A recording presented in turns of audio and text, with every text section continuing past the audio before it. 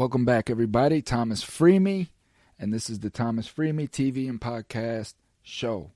You're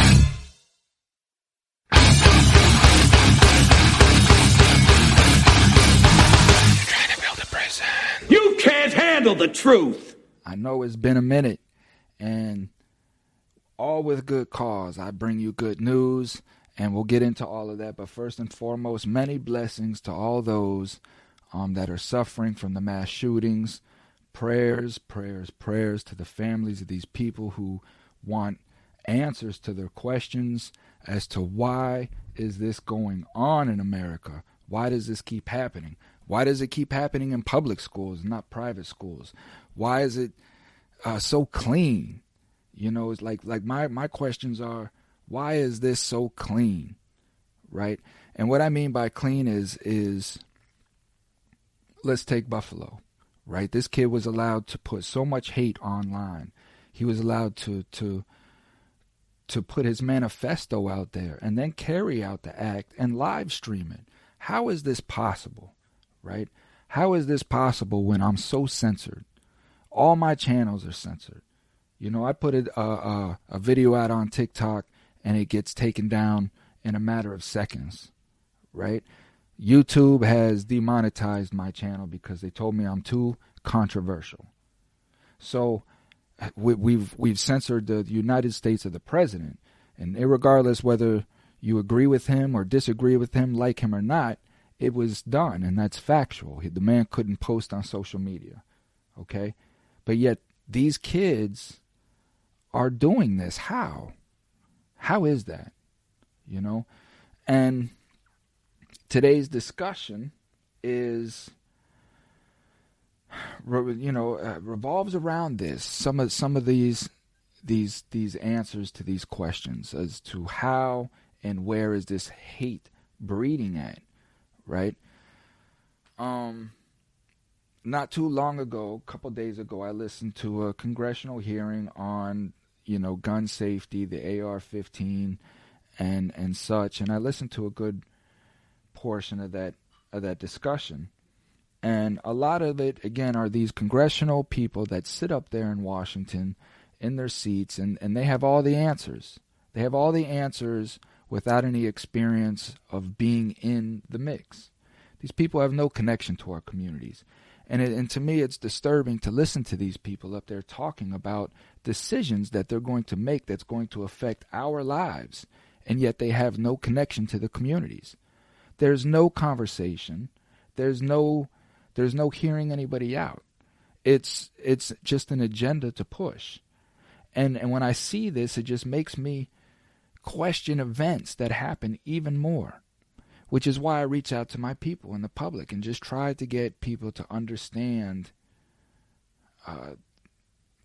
what's going on, how important it is for us to remain divided and fighting amongst each other. So these are the discussions. Race in America. This is what we're hearing, and we always have been racially divided, and I guess it's kind of like who crossed the road first, or who came first, the chicken or the egg. Are we growing more divided, as I hear these congressional people like to say up in their boxes, that we're becoming more racial, more divided. And I think that we've always been that way. And I think that it's just becoming more outspoken, right? It's gaining bravado. It's getting confidence from somewhere to portray itself. So it's like, where is this coming from? Well, me being incarcerated for the amount of time that I have, and many others, I know where a lot of this hate is bred, and where a lot of this racial division is bolstered, is taught. And that is in our prison industrial system. And then these individuals are learning these ways of hatred, these idiocracies that they're bringing out into our society. Right? And that is where these groups are coming from. That is where the hate comes from. But ultimately, the point that I would like to make is that this is a trickle-down effect that is in our administration. When I hear these congressional people up here talking, they talk about us. We're the white supremacists, right? We are the militias and the elites that are out there that they have to deal with.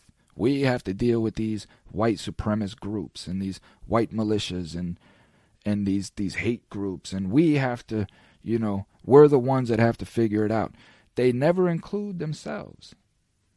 Now, we already know this is a majority of a white, cast, and they never include themselves. Not one question from not one person did I hear that asked, what about the white supremacy that is amongst us? What about the racism and the bigotry that is amongst us now as we speak? Who is the one? You won't hear that. It's us, the people, and they have to deal with us. Listen to these people's speech. That is the most important thing. In this conversation that I'm having with Frank DePalma, who was incarcerated for 42 years, right? His story is coming out. I'm doing that editing. This was the first one I wanted to put out of our discussion. It's probably going to be about a 10-part discussion. It's very lengthy, very detailed, very in-depth, because Frank DePalma is a very unique individual. This is a man who spent 42 years incarcerated, and not for a crime that he committed on the street, but for crimes that he committed in prison. He killed somebody in prison. He killed a black man in prison. He stabbed quite a few. And it wasn't out of hatred for black people, but more as an environment that was bred for this to happen and for this to occur. And this is an everyday thing in all our prisons, right? So the man went in with a 10-year sentence at 18 years old as a cocky 18-year-old man who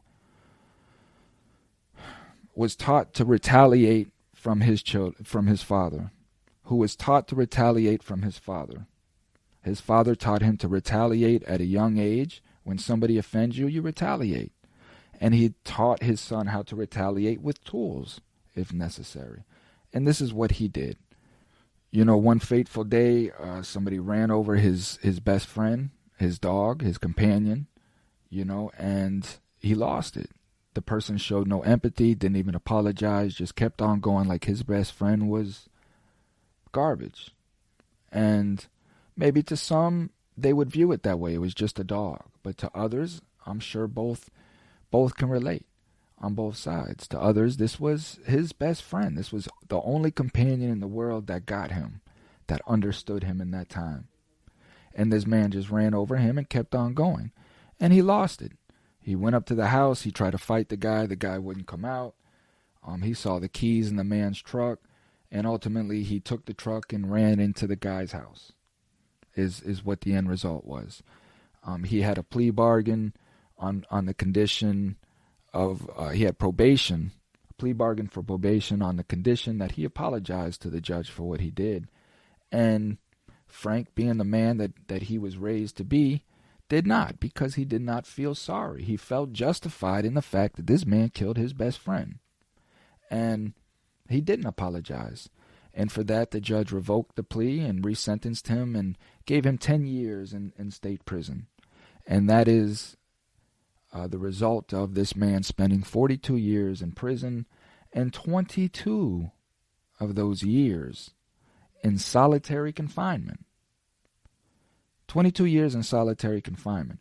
He didn't see his face for 22 years. And I can relate to that because I spent 6 months in solitary.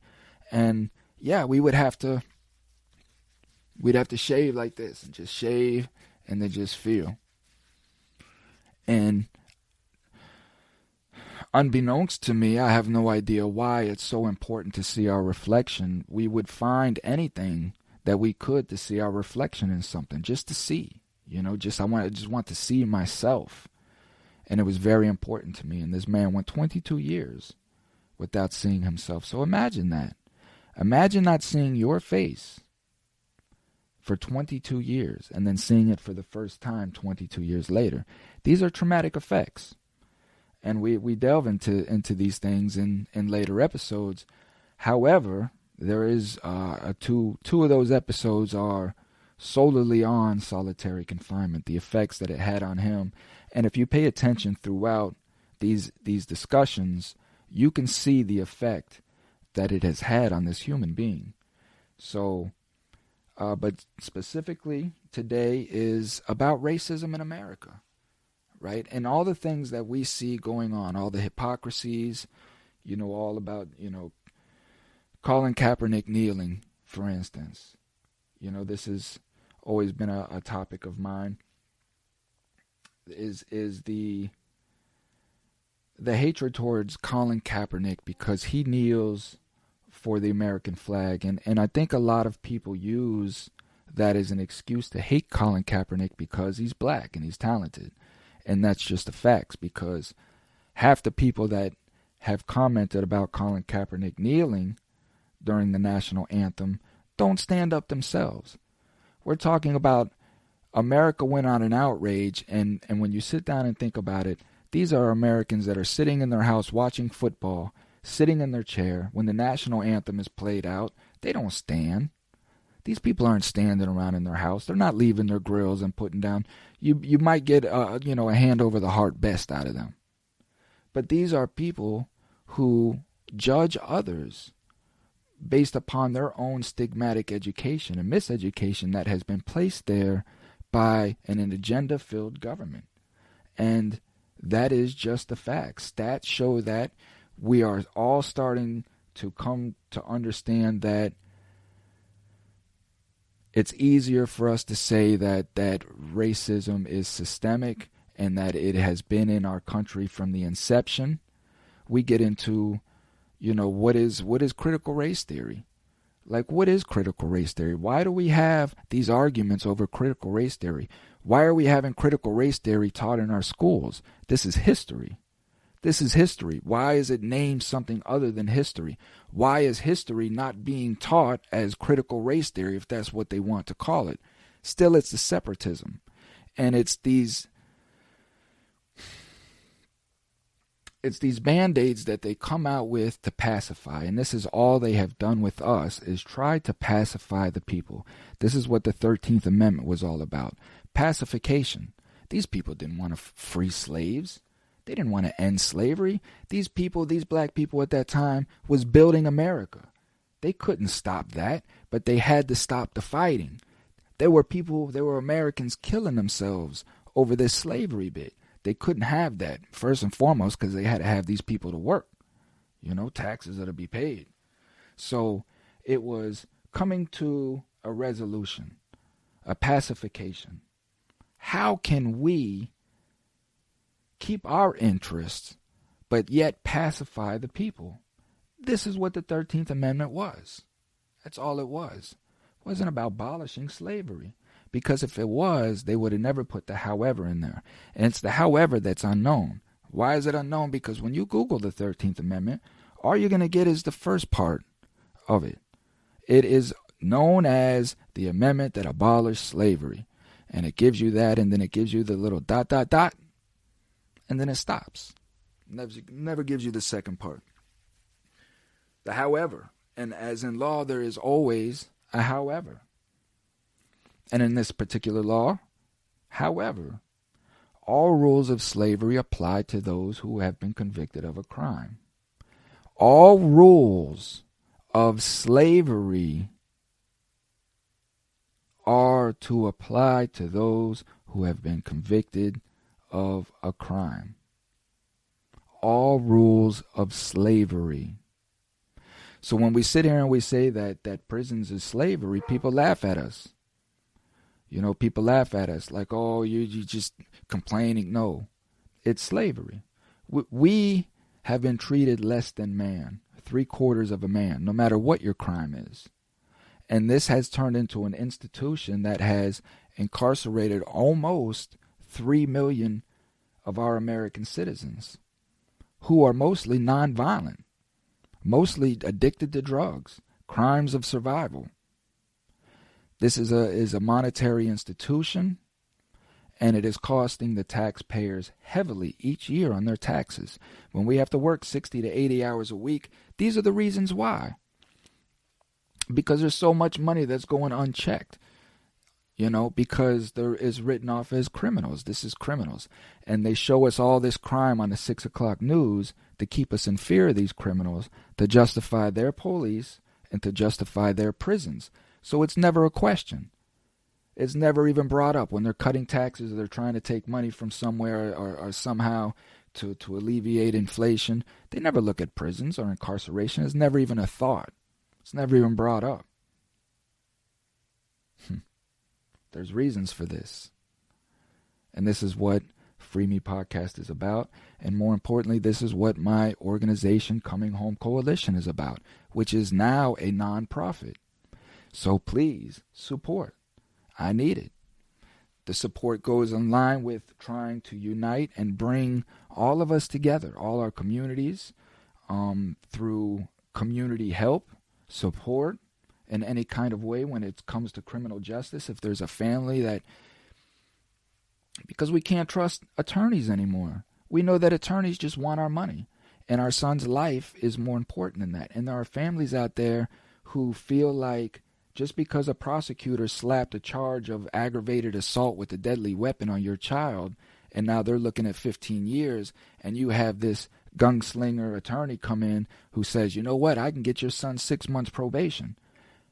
What parent wouldn't jump on that because they don't want their son to go to jail, and they know that their child got into an argument, a fight. Maybe it was nowhere near as serious as aggravated assault with a deadly weapon, but that was the charge. And we settle for that probation, not knowing what that felony conviction has now done to your child for the rest of his life.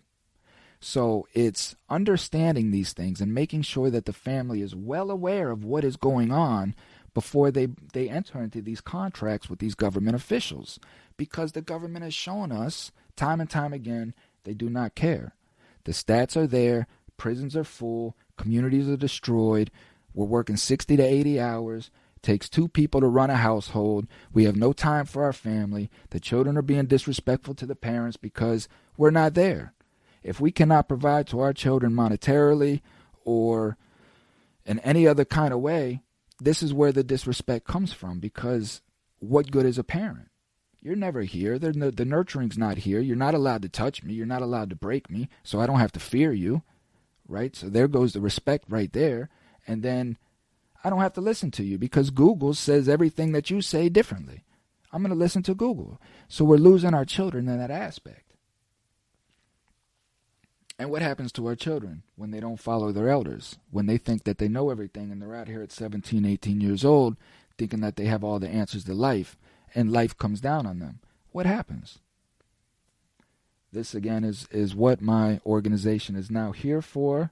It is a nonprofit. I do need community support because I will not accept federal funding or grants for this organization. It is for the people, by the people. And that is what will allow me to bring the content that I bring unfiltered until they shut me down. And if I can get enough community support behind me, they can't shut me down. So this is what is allowing me to bring these discussions. That is what allows me to get in the room with these representatives and tell them exactly what the solutions are to change. We don't need good time. We don't need parole. We need to stop sending people to prison. We need to stop making money off these people. Empty these prisons out. We can use so many of those buildings for homeless shelters. They have hospitals in them, showers, beds, right? We could stick so many homeless in there and run them through programs. There's so much that we can do with these billion-dollar buildings that they built, besides just warehouse men for monetary gain. There's so much more to it than what we're doing. And that is what I'm bringing up into the room. They don't want to discuss those issues. Representatives don't want to discuss term limits. They don't want to discuss, retributions against prosecutorial misconduct. These are off the table. No. We want to talk about good time and parole, where they've gone through the system. We want the convictions. Yeah, we can't get rid of the convictions, but we'll shorten the time up a little bit and revolve them a little bit quicker. That's what I'm trying to get these organizations to understand. Like, why are we in a rush to get people out of prison into a society that's not even accepting them? What are they going to do? It's just creating more of an issue. So it's just everybody's everywhere making emotional decisions, and nobody's really coming together and thinking these things through. And we're doing that now. You know, again, through my organization, through a multitude of great organizations and people who see what the issue is, we agree on the solutions, and we're coming together to try to gain support in that. So please, again, visit www.cominghomecoalition.com and support where you can.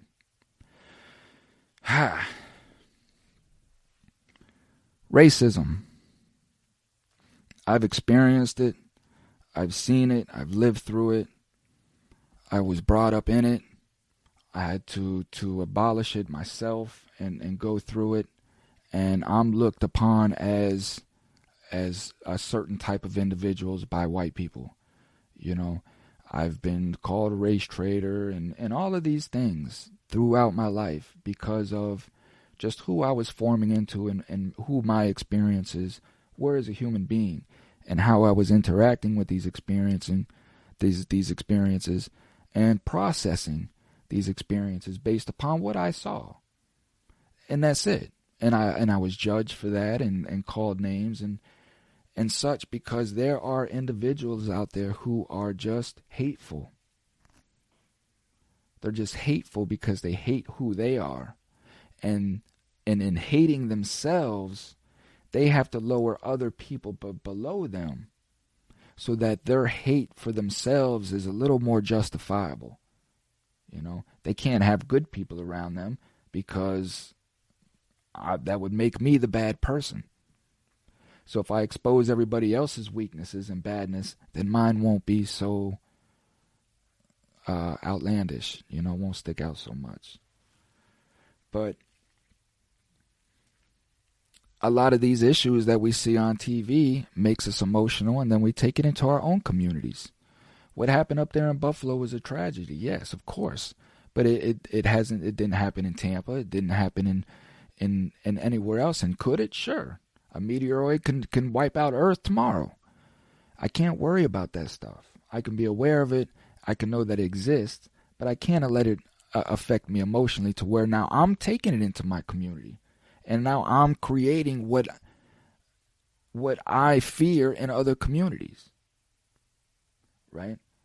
We as people have to understand that this is an agenda to keep us divided, keep us hating on each other, so that our eyes are not on who the real enemy is. So with that, I'm going to leave that. And we're going to get into Mr. Frank DePalma. And Frank had a very tough time in prison. And he was dealing with, Aryan groups in there, as I was. And the pressure to perform, for these groups, and what happens in prison when you don't, and how prison, the administration of prison, breeds hate, breeds racism, breeds segregation. They structure it that way. The prison is structured to segregate, to hate each other, and to create the animosity that it does. So we get into these issues.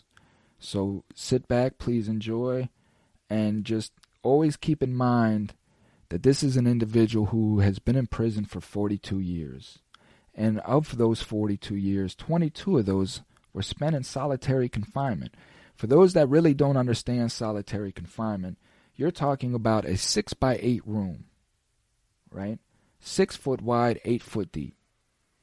And in that 6 foot by 8 foot, you have a bed on one side of the wall that comes out 2 feet, right? 24 inches, and is 6 feet long. And then you have a toilet, and then you have a desk. This is all that you have in the room. You have no mirror. You have a small little window, those small little bar windows that like this. And if you're lucky, first off, it's not a window. It's just, it's usually stained glass, or you can't see through it. There's nothing that you cannot see outside. We would spend hours trying to find a little crevice in this window just to see grass, see something outside besides just this light coming through a a blocked window. And some people would block their windows. They wouldn't want no light to come in. But you're in this room and you go nowhere. You're in this room for however long until you move.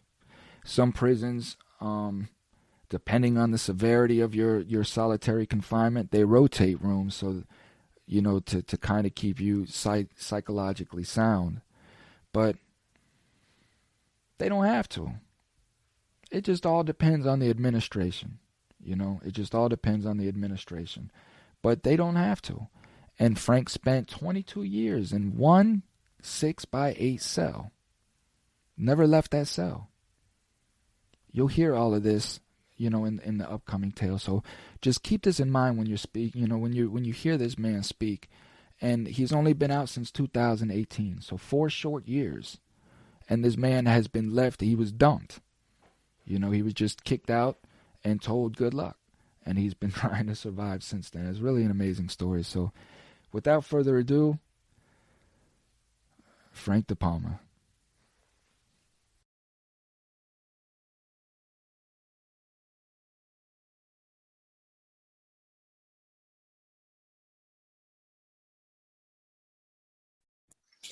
We need to get you a mic and stuff, because I'm gonna be doing a lot of interviews with you. I want to bring you in on discussions that I have with other people and stuff like that too. I don't think I'm the person for that. No, I got too many. Huh? You don't think so? My brain's dealing with too many deficits to delve into that. Mm-hmm. I'd be a disaster. I don't think you would, man. I think you would be perfect. The reason why I would bring you in as an experienced ear, right? Just to sit back and process what people are saying, because the experience that you have is so unique. You're going to process things in a way that very few people will. And that in itself is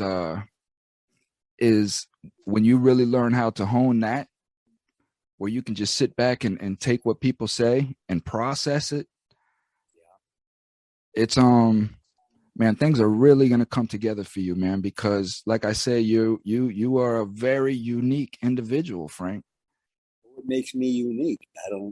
Just another guy that spent years in prison, Your experience alone, because not many people go through that experience. It's the experience in who molds us. It's the experience in who shapes us, and experiences is what gives us thought process.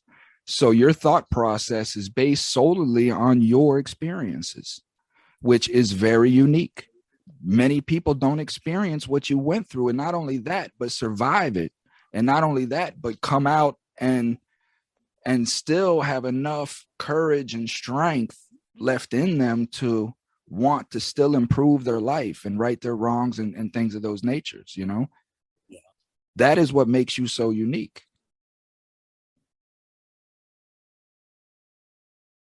Yeah, I have seen a lot of guys, well, almost all of them really, that came out since I've been out, and they're all back in.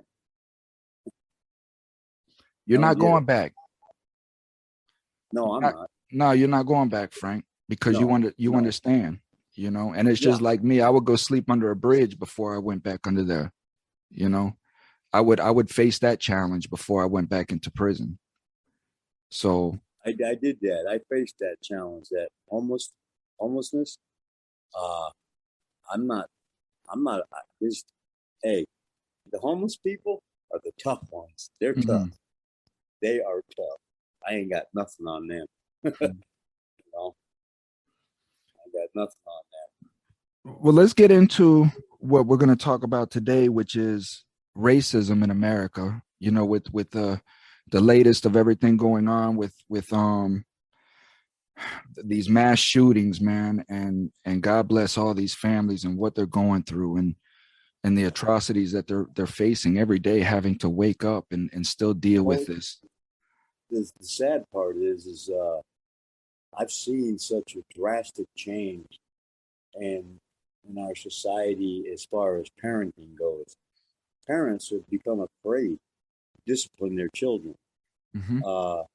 They're afraid to have sleepovers because somebody says something, you know. It's just parents don't instill things that we had instilled in us by our parents. And it seems like kids are being raised nowadays without any kind of foundation within themselves about learning to understand what respect is and what it means. To give respect to everyone because of their intrinsic value as human beings. I try to be humble when I'm around people because I spent my whole life around barkers and biters and haters. Mm-hmm. And so I didn't like it. So what I do in my life is I've taken all the things, all the bad things, what have you, and I've looked at them. It's like I looked at myself. I looked at myself and then I stepped inside myself and I had to face the truths that I didn't realize and that I ignored or that I denied. But that made me a better man because I value honesty. I value trust. I value compassion, forgiveness, understanding. I value these things, and I value that I have only very few relationships, but they're real. They're real. Well, I mean, I agree with you 100% on the aspect of the children. And this is a lot of what my podcast revolves around is the fact that, one, they overwork us, right? They overwork us. And again, that is an agenda to divide the household, right? Because as long as the parents are working, they don't have contact with the children. And where are the children? The children are being raised in government institutions, government facilities, especially in the poor class, because we can't hire personal tutors and things of that nature, No, so it's we're sticking them in Section 8, kid facilities and WIC, however that stuff goes, and the children are learning not to listen to the parent, right? Because like you said, the parent, even though that we're human in nature, right, and we have emotions and things of that nature, we're still animals. And animals have to be broken. If you want your dog to respect you and you want your dog to mind you and listen to you in your house where it's not pissing and shitting all over the house and chewing up all your stuff, you have to break that dog. That dog has to know that you are the master. You are the leader of this house and it abides by your commands. But like you said, we're unable to do that with our children. Right. So the children never get broken. They never get taught to respect the elder. They're being taught to disrespect the elder. There's nothing there for the elder to do other than to feed them, clothe them, and give them money when they want it. And if that elder cannot provide that for that child then becomes rebellious because it sees no other value in that elder. And they're more susceptible to outside influence. Of course. And hence your mass shootings because they start getting online and they see all this white supremacist, racist thing, and they're, whether they realize it or not, they're looking for something. Everybody's looking for something in their life. Yeah. And then they latch on to this. And then they get all, just like the kids that go into prison and these guys recruit them to join the gang. Hey, brother, this, that, and the other thing. And they, but really this is being used. So let's talk about that. Because I think that's very, very important. Again, when we're talking about, especially when we have these congressional members getting up on stage talking about white supremacy and all of that. And I do want to note out that I did listen to the meeting that they had the other day when they were up there talking about, the AR-15 and what they were going to do with it and guns and such. And they were up there making notes, and their speech was of white supremacy and the problem with white supremacy in our country. But they were speaking as if that white supremacy is not amongst them, it's amongst us. And I want the people to understand, right? Hear the speech of these people. They are always putting it on us. It's always our fault. Everything is Yes. us. We are doing this. They never take accountability for none of their actions, and they will never speak of white supremacy amongst them. It's always amongst us. Look, those are people, them people sitting up on Capitol Hill, they never even have to go grocery shopping. All their medical is taken care of for the rest of their life. They don't understand. They've forgotten, or they never understood about the blue collar class. People living from paycheck to paycheck.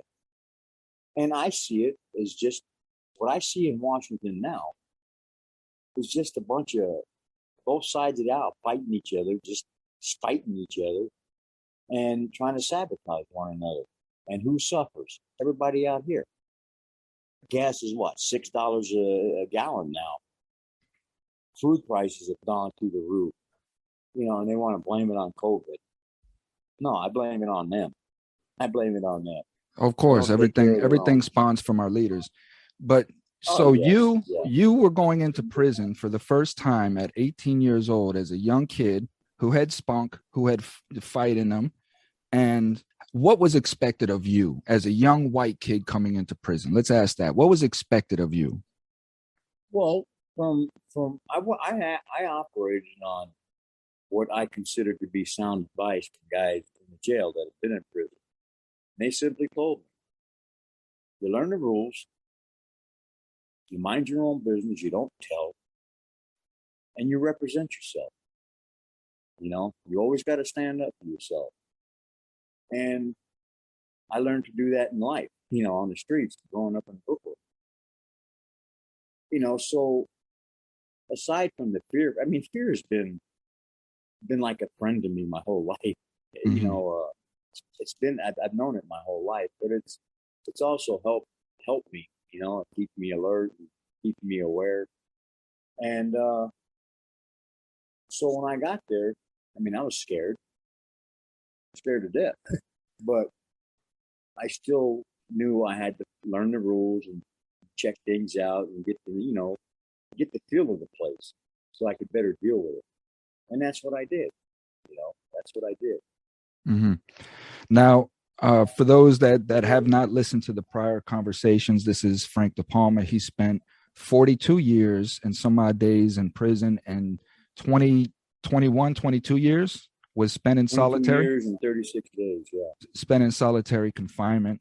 He's home, and his you can check the prior episodes. Plus, he has a book coming out that will go in full detail. But today's episode, we're specifically talking about racism. Now, Frank was born and raised in Brooklyn, right? You grew up in Brooklyn. Yes. Inner city of Brooklyn, right? Yeah. How much interaction did you have with Black people in your youth? Well, there's a lot of Blacks and Puerto Ricans. Brooklyn's a melting pot. You have all different. And our neighborhoods were structured in such a way where people knew that if you go into this neighborhood and you go in there by yourself, unescorted, you're going to have a problem. You have to be invited into that neighborhood. So in the boroughs, Brooklyn, Bronx, Queens, Staten, it was all operated on that same foundation, that like in the Bronx, they had the Enclave, Bay Ridge, they had, everybody had their place, and we stayed there, some tenement buildings in Brooklyn, they got walls around them. Is that to keep people out or to keep us in? Right. It's just, I believe I found in life that people gravitate, people with the same mindsets and the same aura or whatever, they seem to gravitate towards each other. Like minds. Like ducks don't fly with hawks. Gazelles don't hang out with lions. Right. And that's the hierarchy, you know. And the same thing applies in prison. But in prison, it's the numbers that overwhelm you. Mm-hmm. And that was my case. You know, I had numbers, Mm-hmm. but I had adopted a different mentality as far as like, if there's 100 of them and one of me. I looked at it this way: there's only one of me. I know where I am at any given time. There's 100 of them. I got 100 shots to one. Mm-hmm. You know, so I tried to adopt that positive mentality and operate on that. And in prison, you don't really have to think, but you follow the rules. You know, everything is structured for us, as you know. Mm-hmm. And all we have to do is watch out for the pitfalls, because the slightest mistake and you got a problem. Mm-hmm. So, Well, so going back to the boroughs, that's how you was already kind of adapted to a segregated way of life growing up in these boroughs, as you say, right? Yeah. For the most part, because like you say, there were some parts that a certain group couldn't even go into, you know. Right. So then going into prison now, and now you had this individual give you the advice as to walk like a man, keep to yourself. You know, he's giving you the rules of the convict, you know, which all young kids I think get from some elder when they go in. This was a white guy, right? Yeah. And how did you take that? I took it, you know, he had done, I think, I don't know, he did over 10 years. And then he also did some Fed time. Mm. And so, you know, I could just sense that this guy knew what he was saying, you know, and it just felt right, you know. And this was in the 70s. Yes, in county jail, you know, before I, you know, got sentenced, or before you got shipped to prison. Oh, this was in the county. So this was advice you got into the county before you got shipped. Now you Yeah.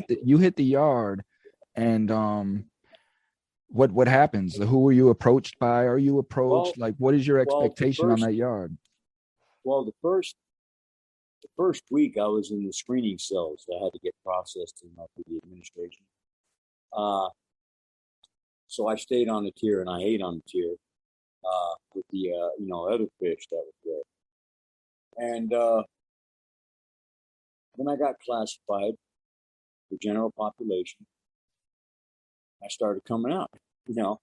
And like I said, I just kept to myself, watched everything, and you know, there was guys that come up and were you in for, you know. I don't know why they asked me, because convicts did all the processing. They knew who you were before you ever got there. Yep.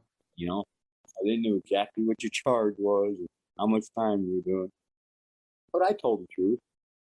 You know, and let me explain quickly to the listener what Frank is talking about. So how do we know these things? You may be asking, like, how does an inmate know what an inmate that hasn't even gotten to prison, how does he know that he's coming there and he's got charges? First and foremost, prison is a world in itself, and it's a small society. And we're constantly trying to seek information, because first and foremost, if my cellie went to the shoe, if he went to the hole or got killed or whatever reason, I know that they're going to be putting somebody in my cell. I want to know who's coming in my cell. So I want to know when a bus is, well, we already know when the buses arrive, right? We know when buses come in, because buses come in routinely, you know, once a week or twice a month, however that institution runs, right? So we know when buses come, and we want to know who's getting off the bus. We'll go ask our case manager, a bus coming today? Yeah, a bus will be in today. How many white guys are getting off the bus? We got 4 white guys getting off the bus. How many are coming to this unit? Well, there's 1 coming to this unit. And I was thinking about putting him in your cell. Okay. What kind of charge does he have? So this is the type of interaction that we have with officers to protect ourselves and our environment, what we got going on. But that's how we know about this inmate before he even steps foot on the yard. Well, you see, nowadays, it's, you know, the administrative, the staff does all the processing, but what they do now is a paper check. Mm-hmm. When you come in, you got to show your paperwork or you're going to get smashed out. Mm-hmm. There's no ifs, ands, or buts. And because like my last year, they sent me to Southern Desert. And when I got on the tier, 3 white dudes approached me, stood outside the cell, said, "Hey, man, got to check out your paperwork." And I showed them my ID card, and I said, "You got a back number older than mine." "Yeah, I'll do that." "Until you get a back number as old as mine, take a walk." Right. Well, hey, man. And I said, "Well, you go do what you got to do." And, so what happened was there were some people there that knew of me or whatever and said, "Hey, maybe I did wrong." So,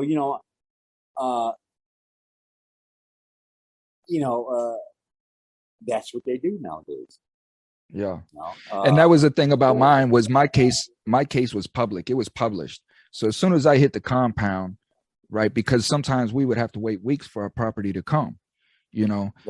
But as soon as I hit the compound, I could take them right to the law library, pull my case up on the computer and show that I went to trial, So that was one of the perks about my case and going to trial. But so now you're in here, Frank. How are you approached by the white guys? What is your expectation on this yard? Are you given rules of engagement on the yard? Are you told how to and what not to do and things of that nature? Well, there was a couple of guys that have been down for a long time. And I said, I asked him, I said, "Well, what's expected of me?" Dude said, "You're able-bodied and tensions kick off, and we side up, black against the whites." Well, let me clarify. As far as racial tensions and all that, the whites and the Mexicans had an alliance that, on that kind of stuff, they never got involved in each other's politics. But let's say a riot kicked off. I was fully expected to be there.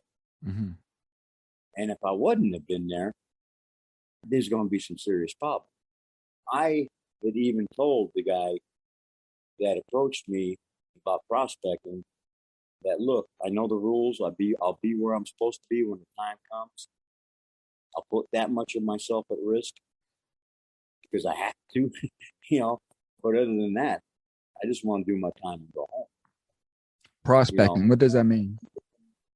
Well, had I said yes, I would have been. No, when you said that he was prospecting, what does that mean? And who is he? Was he part of a gang member? Yes, he was. Matter of fact, he was the head. He founded the gang, Aryan Warriors. The Aryan Warriors. Yeah, and and I guess I was supposed to be bowled over with gratitude that he wanted to personally prospect me, which means take you up under his wing and train you in the ways of Aryan warriorship. As he said to me, "I like what I see. I get good reports from you. I think you'd be an asset to my organization. I would like to personally take you under my wing and raise you in the ways of a real man and a real warrior." And I was a little bit offended by that, but I said, "Well, my father started that, teaching me to be a man, and I hope life will teach me to be a good man." I said, "As far as a warrior goes, I don't know about all that." I said, "But I'm going to have to say no because I just want to do my time and go home." He was of he was a narcissist, a true narcissist, and he took serious offense that I said no to him. Yeah, and he put the word out. What are some of the things? What are some of the things that you would see this Aryan warrior group do? Like, what was their ideology? What was their thought pattern? What was it that they were trying to accomplish? Criminal activity. What else? Domination, ruling, and he did. He used violence, and he had some pretty violent people on his crew. they all had to prove themselves to be men unto themselves, not counting on each other to, protect me. And in fact, their manifesto said, every mender shall prove himself to be a man unto himself. Yeah, they had their manifesto, and they had to live by those rules. I'm not really privy to the full manifesto. I just that part. Right. So how does it look inside of prison in that fashion? I mean, you have these white supremacist groups, these Aryan, warriors and things of that nature. Like, how does the prison function as the inmates with all of these different groups of people? Well, back then, the prisoners, that was their world. There was a lot of violence between guards and some of the A-dubs. And there was even bullets flying on the streets. One of the A-dubs that got out came up missing. And that was a thing going on between the A-dubs and the guard. Well, what happened is that one of the wardens came home from work and a bullet went by his head into his house. Well, a short time later, there was a late night meeting, I was told. And in that meeting, it was established that, look, I don't care what you do to each other. I don't care what you do. This is your world. But my officers go home safe and sound to their families every night. No more. No more of this bullshit. And it was agreed. Shortly after that, the upstairs, the weekend gambling games, they started up again. Things were really flowing. And there was a lot of money on the yard, a lot of drugs. People were, even the captain of the yard. This is how blatant it was. Captain of the yard told one of the gang leaders, hey, creative minds need to get creative because we're getting heat with all the stabbings going on. So next thing you know, people are hanging themselves and ODing. So the guards were well aware of the Aryan warriors' criminal activities within the prison, and probably had interchanges with that. But as far as the prison itself, is the prison segregated? Like, how are prisons? Do they segregate the inmates? Well, no. Well, you see, it used to just be the cell house before they built the hill, but and that opened up in '84. There was just a cell house, and you'd have a small yard. It's not a very big yard, with 600 people on the yard at one time. And that's where people they handled business, they discussed things, and drove iron, played basketball. Everybody did what they did, and you just flocked to your people, or you stayed by yourself. Your people meaning that simple. Your people meaning your race. Your race. Yeah. Like in the chow hall, you sit with your race. Everybody has their tables. What would happen to you if you went and sat with the black people over on the black side? The people are gonna say, "What are you doing? Don't do that no more." The whites. Somebody's gonna approach you. Would the blacks say, even? What would the blacks say to you? Well, the blacks. A lot of times, you would see, like when I first went into the chow hall, I'm just standing there looking around. And then some guy waves me over, some white guy, and he waves me over, and there's a spot at the table. He says, you sit there. I said, all right. So I sat down, and nobody said nothing to me. They didn't do any talking, They ate, and then we left, right? And on the way out, the guy said, that's your table, that's your seat from now on. Don't let nobody take it.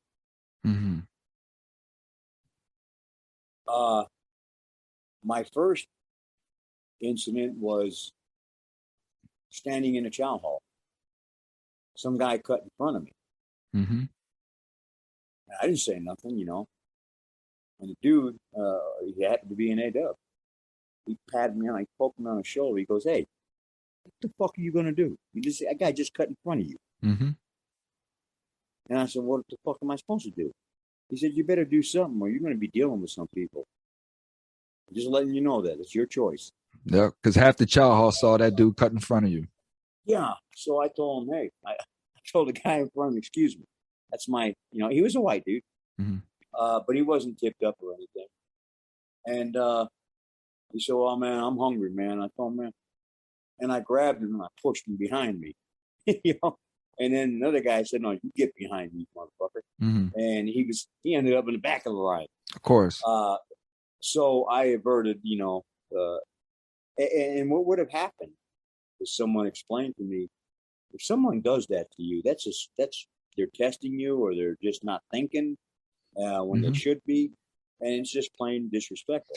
Yeah, because in my mind at that time, I'm gonna sit here and think, why the hell did you cut in front of me? Why didn't you cut in front of him up there or him behind me? Why you cut in front of me? Exactly, because there's still people in front of me.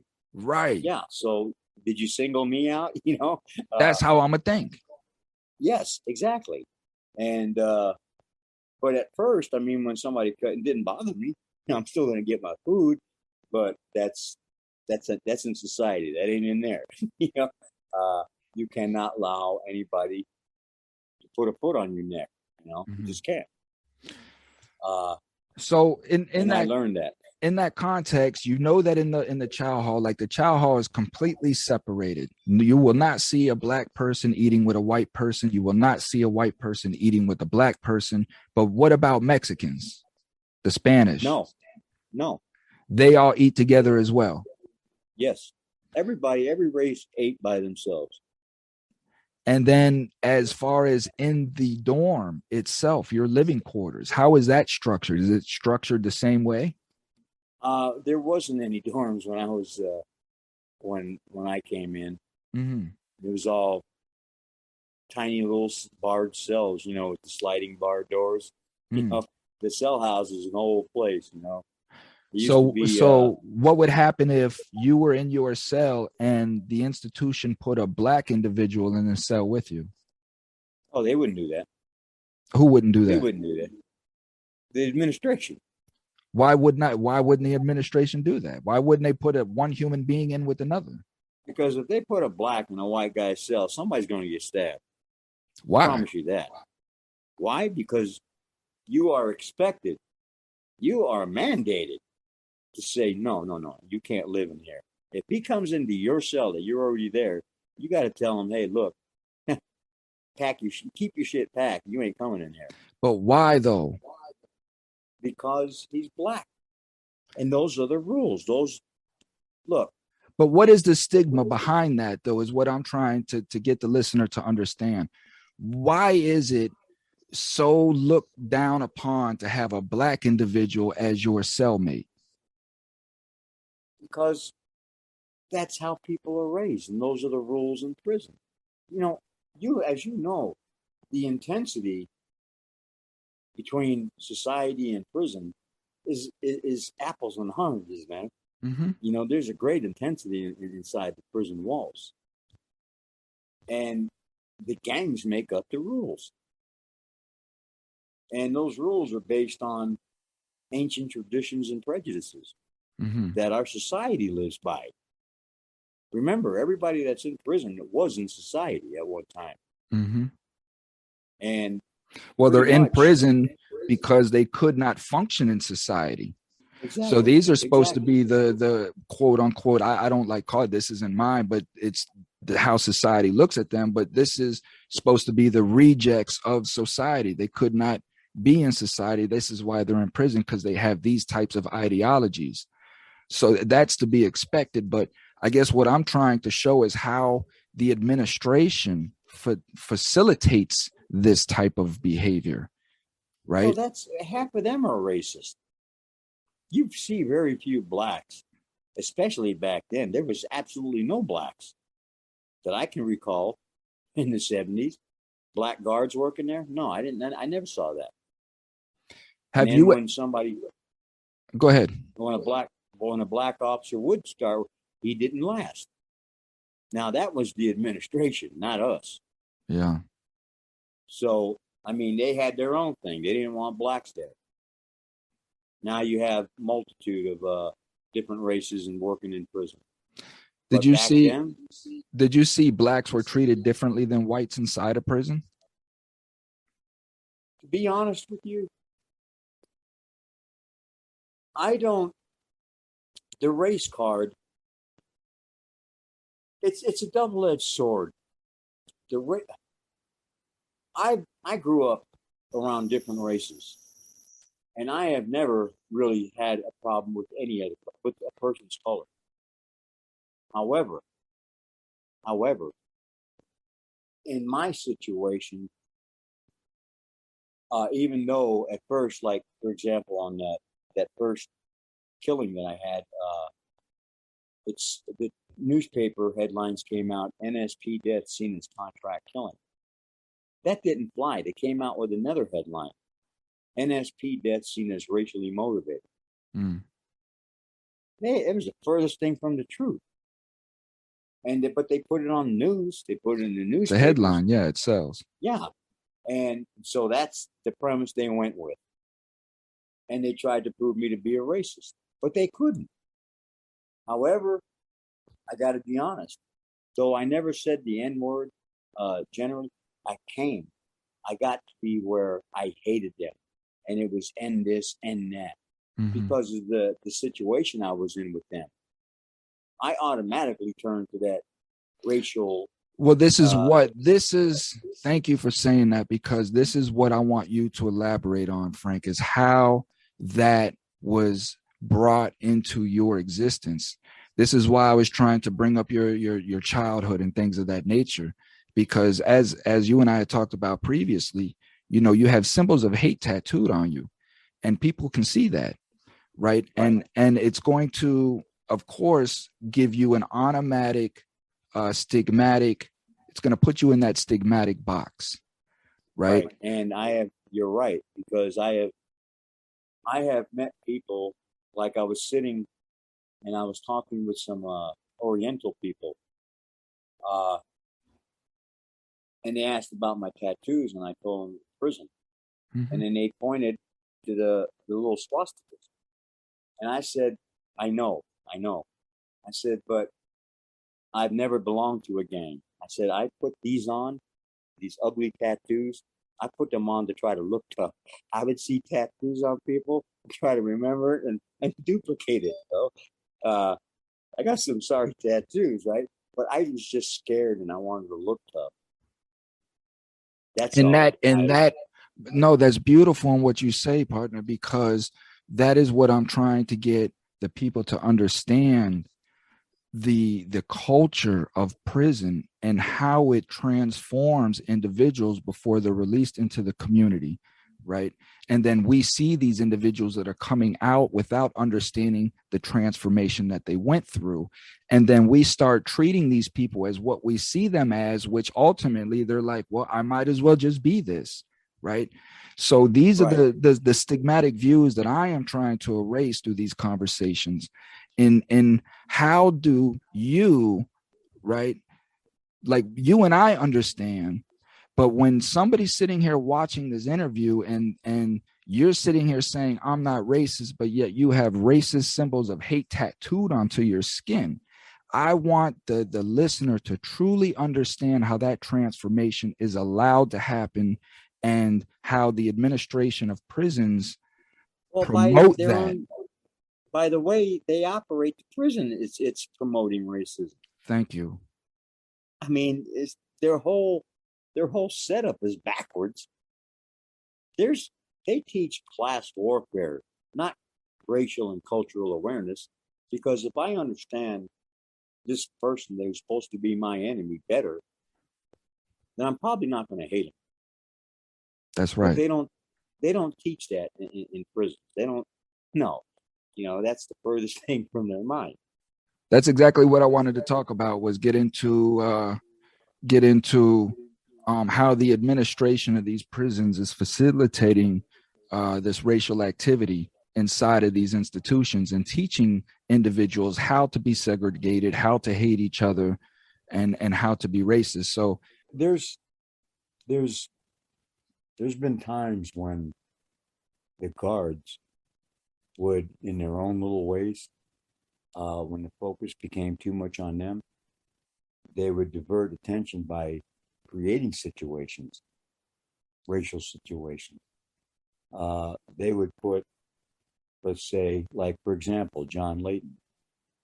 It was 1976 is when the big riot kicked off in the culinary, and people died. Some blacks died, and a bunch got stabbed. The guards had locked John Layton into the weight room with all the blacks, and they attacked him. And he got out of it alive, but he was just a hog.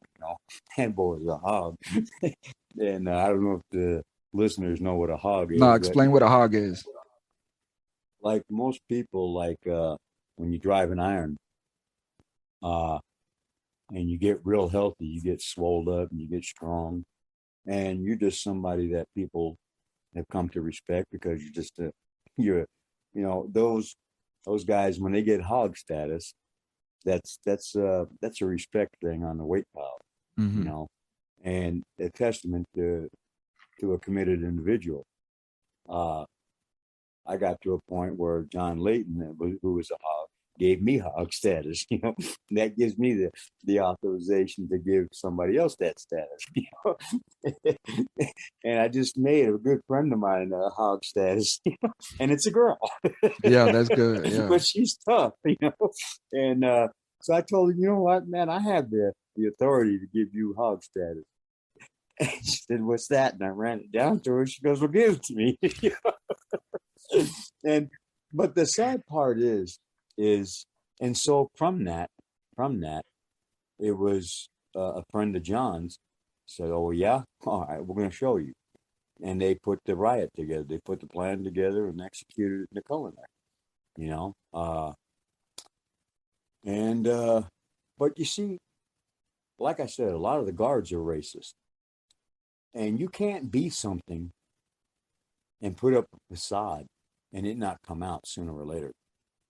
So in your dealings with people, if I'm a racist and I'm dealing with blacks, they're gonna sense something, They're gonna sense something. And between us, between the convicts, there's really not, it's the culture that manifests this natural. We live in a world of ancient tradition and prejudice. And let's face it, racism is systemic in our society. mm-hmm. And it's always going to be that way. Unfortunately, I don't see that changing. It's just so deeply rooted. And then you hear people talking about, oh, well, they're black. Well, they're lazy anyway. They're good for nothing anyway. They hype all that, the media, all that crime in the black neighborhoods is risen. They propagate this fear. Mm-hmm. And they do that for votes. The media propagates fear. They go from, predators. Now they got super predators. Define that for me. What's a super predator? That's what Joe Biden called it. That's what Joe Biden called us back in the 80s when he was passing his crime bill, super predators.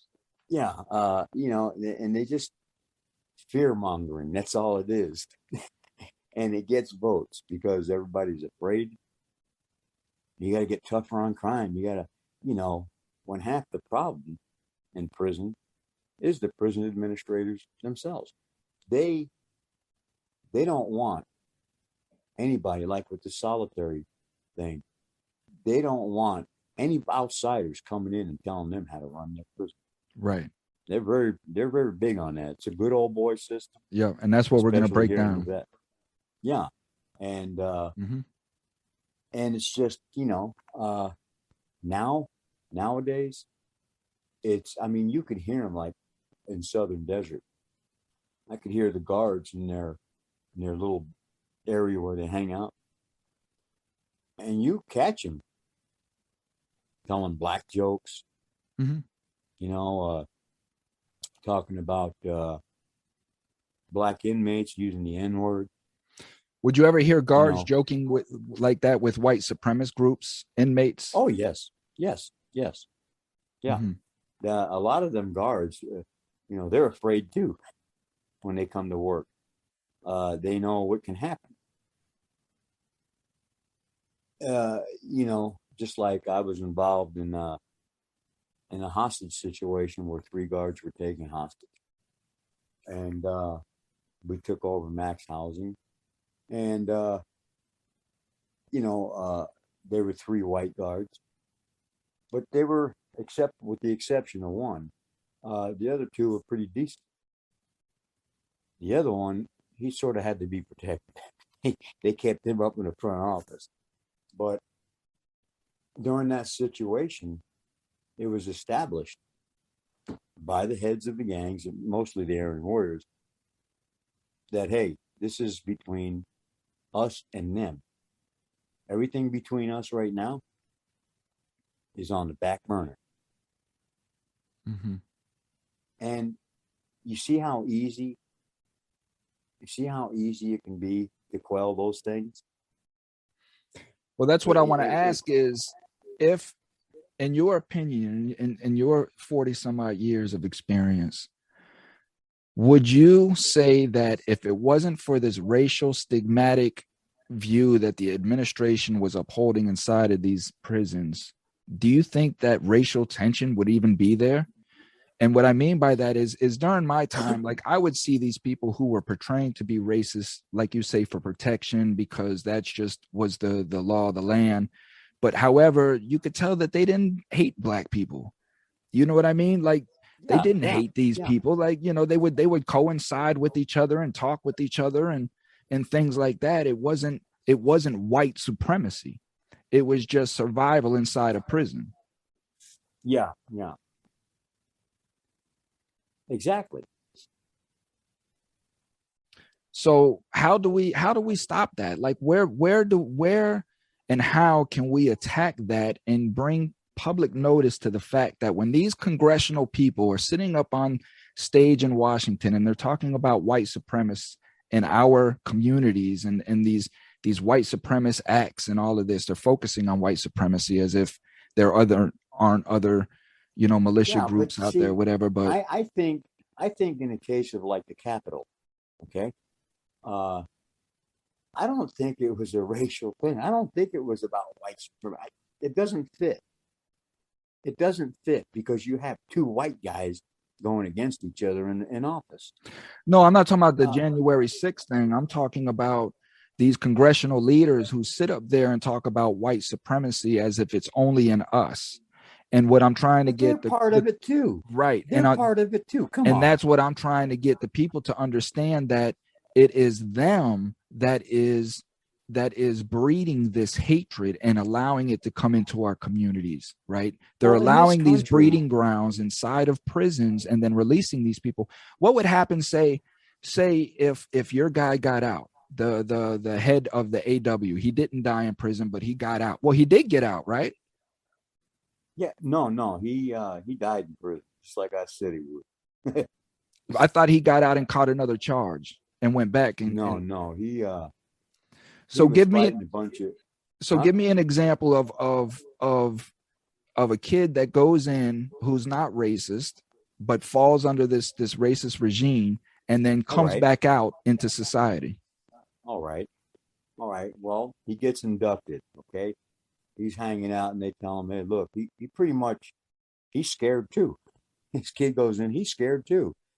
And if an opportunity comes along to where most people, especially youngsters going into prison, they're looking for something to belong to, something, to be proud of. I mean, they want something good.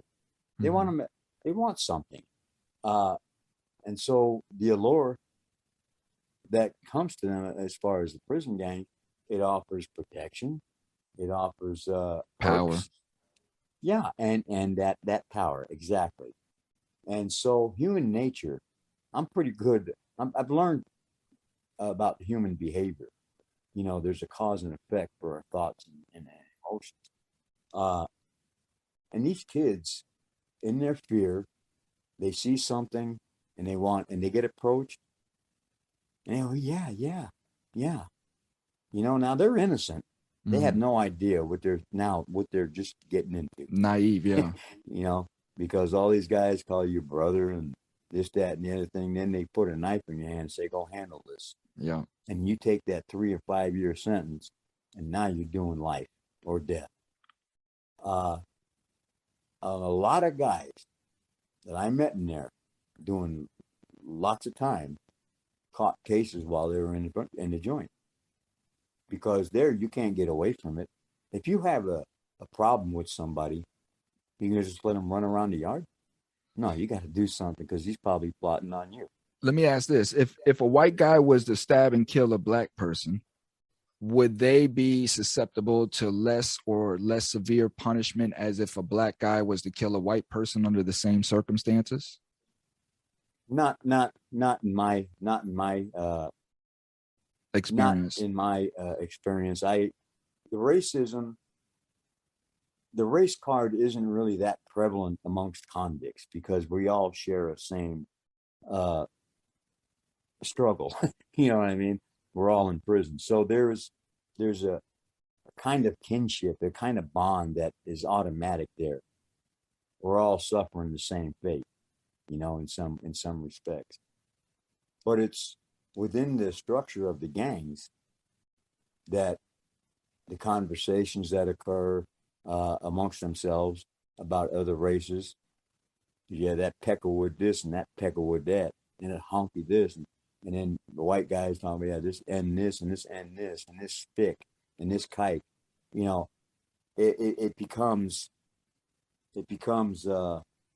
takes form. It becomes alive. But by themselves, they're really not that way. But they become that way through their tattoos, and they got they're inked up, they know they belong to a gang, and they want people to see it, and they assume. A lot of people, I noticed, they create a persona for themselves, and they fall into it, and they start to believe it. They start to act that way, and then they become that way. And the administration allows that to occur, right? They allow that growth to occur because they know that these hate groups are in there. They know that these, whatever race that they are, they're still hate groups, and they know that they're in there breeding. But if they're focused on each other, if we're focused on each other, we're not focused on the administration and their tactics and their policies. There was a time, it was in the 70s, when the administration came out and said that from now on you can't have beards, you have to have your hair cut short. And the Native Americans, the tribe, they had all of them had really long hair. And they're talking about, you're crazy. You ain't cutting our hair. And they took a sergeant hostage, took him upstairs and put a noose around his neck and stood him on a chair. I said, you're going to do away with this policy. We're going to hang this boy. And they were drunk, and you know how natives are when they're drunk. Yeah, fire water. But the administration rescinded that order because they knew there was going to be problems. When it comes to what they do weigh the consequences as to the pros. What is this new policy going to do? Sometimes they would create new policies to create problems, right? Just for the purpose of, because when you have problems, when you have riots, you can get more money, right? Because the institution goes on lockdown, they get funding now. They get emergency funding. They, all the cops get overtime. I mean, it just trickles down. So they would lock the institution down just for these purposes. Sometimes they may. The rabbit hole goes deep on that, but that's a whole different show. But yeah, before I got out, I remember hearing this. every year, you know how prisons, they're allocated so many millions of dollars, and it's supposed to last a year. Well, within 3 months, there was already a deficit. And the governor's saying, what the hell's happening with the money? Well, he's obviously unaware, but the good old boy system is paying plenty of overtime to officers. One of the most relevant things I heard cops say, and they would say it with the greatest of ease, as if nothing was wrong with it. It was just a perk of working as a correctional officer, is that they didn't have to buy boxers anymore. They didn't have to buy white tees, socks, because when we would get new shipments in, you know, we're supposed to get these new items every so often, you know, to replace all the old ones. They would take them. They would take them home to their families and whatnot, and we would never get the new ones unless we paid for them from somebody to actually steal us some out of laundry. But other than that, these guards are in there just picking in. Hey, you're 100% correct, because we used to get every 6 months a complete change out, 3 sets of T-shirts, 3 pair of socks, 3 pair of boxers, new tennis shoes, all. And they cut it down to 1 set every 6 months. Well, what do you mean? 1 T-shirt, 1 pair of boxers, and 1 pair of socks for 6 months? What do I wash? What do I wear when I wash them? I'll figure it out. Figure it out. That's your problem. You shouldn't have came to prison. On you. Yeah, that's what they tell you. That's on you. Get some money and buy some. Well, I didn't ask my parents for money. I didn't ask my family. I'm in prison, man. I'm a grown man. I'm not going to do that, right? But a lot of guys do. I mean, I think it's embarrassing for a grown man to get on the phone, call his mom, collect, and say, can you send me $325 so I can buy this flat screen TV, this 13-inch that only costs $80 on the streets. But in prison, it costs $325 because you have to buy from them. And they say, well, it's an electric charge, you know, power charge, you know. It's just off the charts, you know, like the commissary, that's a monopoly. You got to buy from these people, and they just jack up the prices. All things that I'm exposing to the people of what this prison industrial system really is, and how they market us human beings for profit. We're the stock and trade. Prisons are money makers, and we're the stock and trade. All of our brokenness, because we're broken individuals that this society has broken us, you know, in some aspect. But well, Frank, I mean, you know, the whole aspect of it is going back into, I wanted you to get into what happens when this kid comes home now, right? He's been inducted. He comes home. What's his expectation now that he's been in prison under this white supremacy ideology? Well, now, see, a lot of people don't realize that once you're in, you're in. You get out and you get a phone call or a letter saying, hey, we need you to handle this, we need you to go do this. You got to do it. But you better not come back to the joint, or you better beware of who's coming out, because they might have orders to come get you. So a lot of people aren't aware of that. They think it's just in prison. Okay, it's just in prison.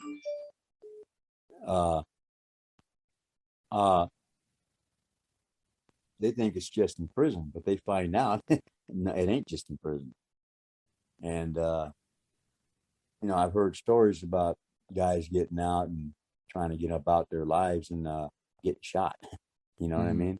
Yeah. So, you know, and then a lot of these youngsters, they realized only too late that they were disillusioned, that these guys didn't really care about them. They wasn't a brother, and he didn't love you. Yeah, it's too late. And I don't think they realize that until that happens, until you get home and you think in your mind, like, okay, man, I'm glad that's over with. Boy, I survived that. And then you get this call. Hey, listen, I need you to go pick up a half a key from John's house and bring it over here. You know what I mean? And give it to this chick so she can bag it up and we'll do a gun deal. And you're like, no, man, I'm out. I'm out of prison. I'm not committing no crime no more. Huh? What? Boy, you better go do that stuff. We can still touch you. And they may even have somebody drive by your house just to let you know. Yeah, reach out and touch your family too. You know, there's some pretty cold-hearted people in there. You know, I mean, I told somebody, I said, you know, I'm going to admit that I've met some of the world's most depraved individuals in prison, but I've met some of the most honorable people. I have a friend out here named Richard, and I've known him for many years, and our relationship cemented in prison, but it really cemented out here. You know, I I got I had a lot of pain, and I got involved in the heroin, and I got addicted, and I knew where I was headed, and I reached out and called him, told him, "Hey, brother, I got a problem, man. I need help." That's And beautiful. he said, I haven't seen you in several months. What's going on? You avoiding me?" And I said, "Well, yeah, I didn't want you to know." And I told him, "I'm strung out." Hmm. And he said, "Oh, shit."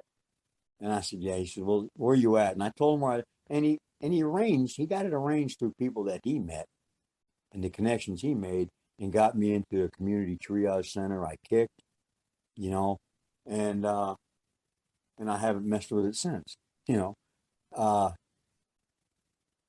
but I mean, I know this guy. I've known him for many years. We know each other. I know his belief system. We share a lot of the same likes and dislikes and beliefs, and it's all honorable. It's all real.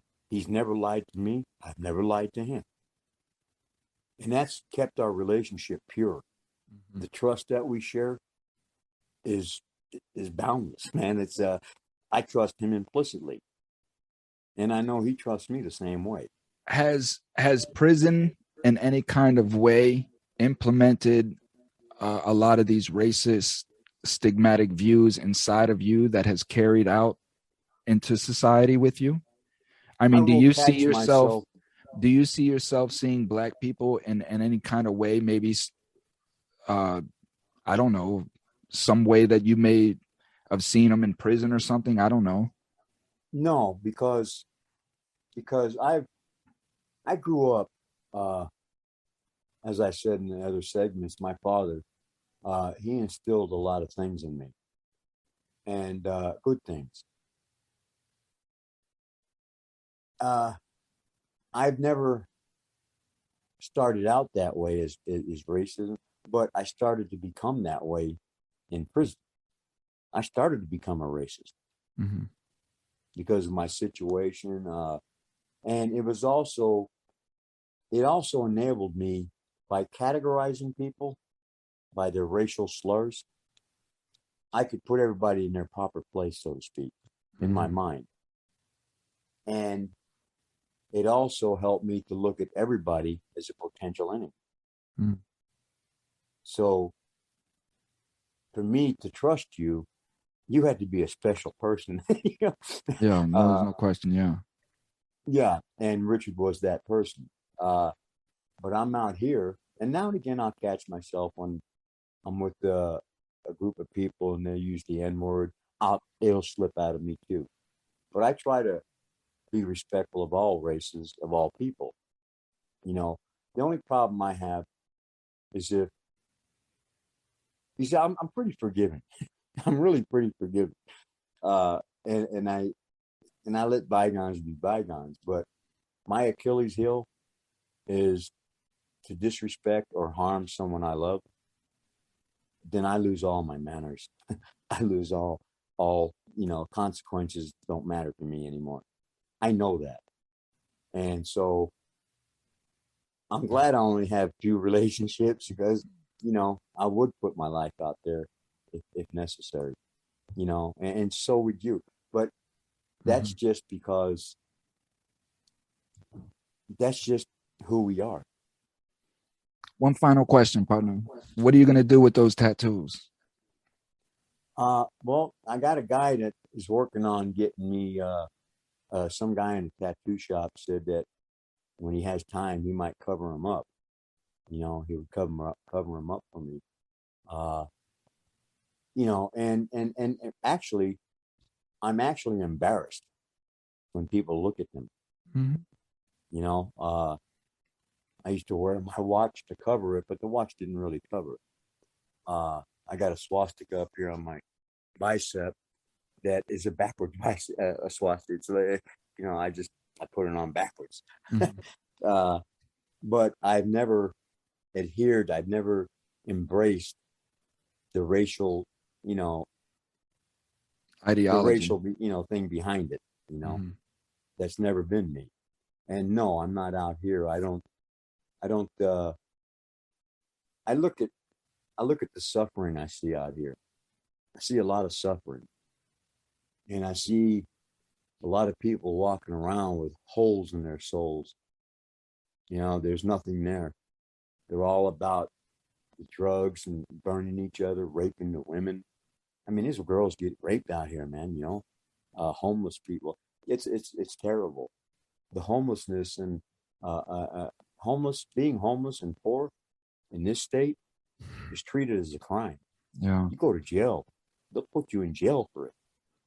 Yeah, I mean, there is a rather lot of pain, and there is a lot of empty souls out there, and there's a lot of people out there that are that way simply because of the color of their skin and nothing else. Yes. And because of the color of their skin, they've never really had a fair shot at life, and Exactly. these are the and that is up there. That is all those people you were just talking about. Right. They're behind it. They know the truth. Yes. But and then you have these dummies that fall into that, and they start exhibiting that hate. It's almost like the sense. It's almost like the sense, partner, of your Aryan warrior leader giving its gophers the tools to commit the crimes for them. The government, right? Our administration being the Aryan warrior leader, which is giving certain individuals, albeit your Buffalo guy and some of these other mass shooters and killers, they're allowing these people to propensate, their hatred. Because again, like I say, how can these people put all of this stuff online for all of this time, yet my little videos on TikTok are censored? They censored the president of the United States, regardless whether you like him or not. They completely cut him off of social media. Yeah. But yet these people are allowed to keep this hate going and do it unfiltered and unchecked. And the kid from Buffalo. That's because those in the suits that proclaim that they're not this are lying. And they're passing the knives off to the gopher. Exactly. And having him do their work for them. Exactly. And then they sit up on their stage up in Washington talking about all of these white supremacist groups in our country, and they exclude themselves from that. Not one did I hear. Not one did I hear of any of those. Not one, Frank, did any of those say, what about the white supremacists that sit amongst us? Not one of them said that. They're all white people. There is a couple black people, but for the majority, it's majority white people up there making these decisions. Look, this country, the Declaration of Independence and all that this country was founded by white people for white people. But people naturally are going to rise up and say, hey, man, you're treating us bad. You're not treating us like these people over here. Why not? Why do you got us living in these neighborhoods like it with nothing? And over here across the railroad tracks, you guys are living the high side. What did I do? Well, you're black, So, well, let me ask you this: what does if an individual was to come up to you and ask you about white pride, what does that mean to you? If somebody comes up and asks you, "Are you proud to be white?" I'd ask them to clarify that. Mm-hmm. I would ask them, what do you mean by that? Because there's meaning behind that when they come up and ask you that, right? Of course. If they're specifically asking, are you proud to be white? Whose side are you on? I am. Yes, I am. Mm-hmm. But why are you, what does that mean? Does that mean you're going to have a follow-up question? Do I hate other races? Because no, I don't. I know a guy that is a racist. He hates blacks. But the guy has the sack. He has enough cojones. He gets in fights I don't know, I haven't seen him in years, but if he he won't say behind your back what he won't say to your face. And he did not call blacks blacks. He called them the N word. And he had plenty of problems behind it, but he didn't care. He believed in that. He truly believed that they were lesser than him. Mm-hmm. And what are you going to, I mean, either you side with him or you agree with him or you just stay away from him. And those types of people are the ones that are allowed to gain power within the prison structure and Yes. run organizations in there and send people home within that organization into our communities. Exactly. So, Frank, thank you so much for this powerful, powerful discussion, man. Again, this is something that the people really need to understand where this stuff breeds from, and that it's not in our communities. These aren't parents that are raising their kids that way. These are institutions that are raising our kids this way, right? So it's just, and they do so they do so to keep all the focus off of them. As long as we're focused on each other, they don't have to worry. Divide and conquer. Exactly. You take care of yourself, partner. Go ahead. You too, brother, man. I enjoyed this. But I want to say this in closing, that our society has a tendency to treat the symptoms, which never go away because they never get to the root of the problem. And to do that means people are going to have to look at the truth and cast off those self-created illusions that we all seem to live in at times. And the illusion that our leaders are putting out there, I see through it, you see through it, and to get the people to see through it. And unless it's focused upon, unless the light is put on it in its truth form, then all the laws in the world are not going to change anything. We got to change it. We got to change it. We the people, no question. This is the premise of everything that I'm doing. And like now with my nonprofit, it's what I'm trying to do is create that fund for individuals like you, Frank, who come home and you got symbols of hate on you that you want to get removed, and you may not have the funds to do that, but now there's a fund that can allow you and help you get those tattoos removed. That fund will pay for that and help you become a part of society again. So great conversation. Many blessings to you, Frank. I'm always here. You know that you got a brother in me. And thank you for reaching out to me, man. It was good. I enjoyed this. I think, and it just starts from here. It just starts from here, brother. We're wrapping and bringing all of this together. We're going to unite all convicted felons in America, and hopefully unionize these people, get us all together on one page, and start earning some respect as returning citizens. Yeah. So and I respect and admire what you're doing on behalf of all of us. I want to thank you. Because it's guys like you and others that kind of give us reason to hope. Yeah, and that's what's important. I learned this much. You lose hope, you begin to die from the inside out. That's what I was gonna say. I mean, we discovered what hopelessness does to you. So that's essentially what it is, partner, is me just giving a bunch of people hope.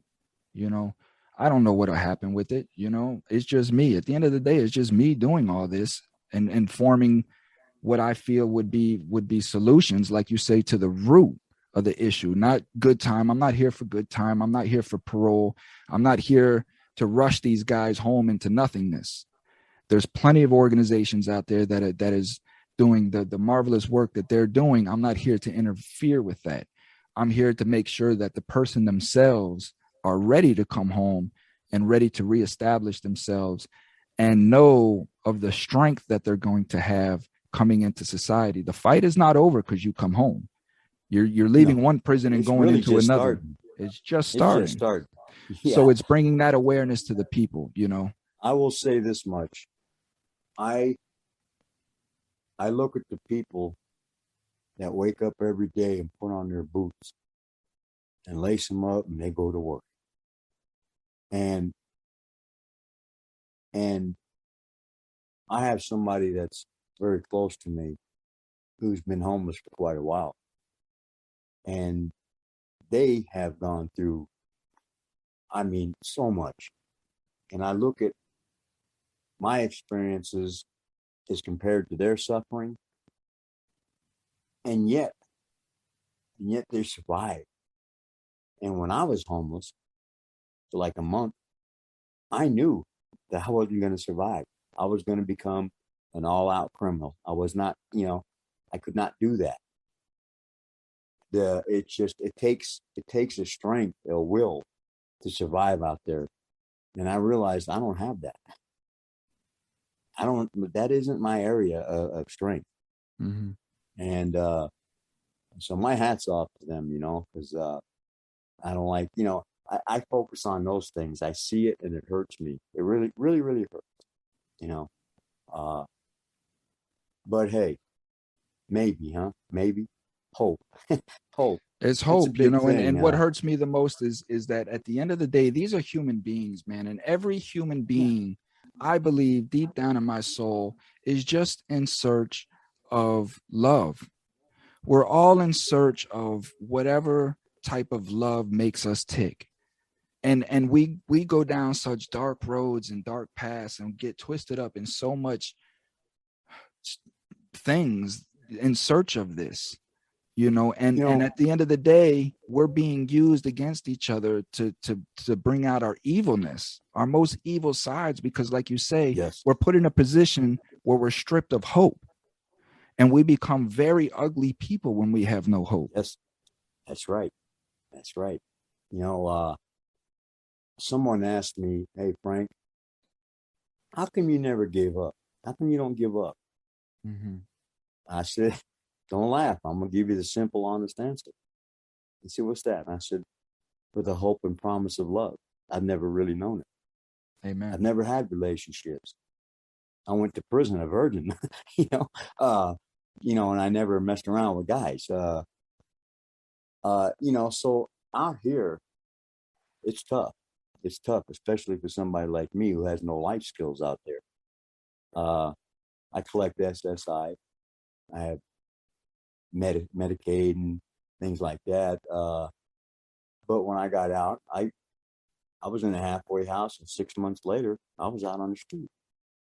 And this is what my organization deals with is to help individuals like you, so you don't have to go through that. You've been through enough, so it's let's establish this guy into our communities, bring him back in, welcome him, help him get set back up so that he can have some semblance of some sort of life that he wanted, that was kind of robbed from him. Like, people have asked me, how do you adjust? And I said, I don't feel like a member of society. I feel like an outcast. And that is because of the label that's on me. It follows you wherever you go. Yeah. It's going to cut off. So we'll end it right at that right there, because that's a good ending note, but it's going to cut out. But go rest, take care of yourself, and we'll connect, man. We'll connect. And I'll get out there at some point. Number. No question. All right, brother. All right, partner. Hey, let me know when you're going to start coming out with these, so I can let other people I'm going to try to put this one out first, because I think I want this one to preclude all the other ones. They're going to